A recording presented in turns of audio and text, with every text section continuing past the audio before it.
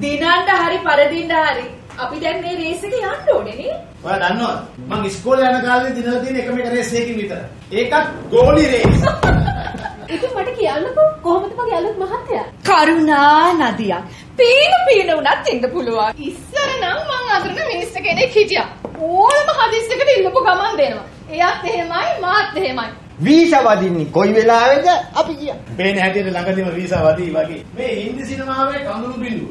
Indian සාගරේ කඳුළු බිඳුව. මායන් 64ට තව 64ක් එක්කලා ඔය ගෑණි 60 කට්ටිය එක්ස්පෝර්ට් එකට පල්ට කරන්නේ. අයියෝ!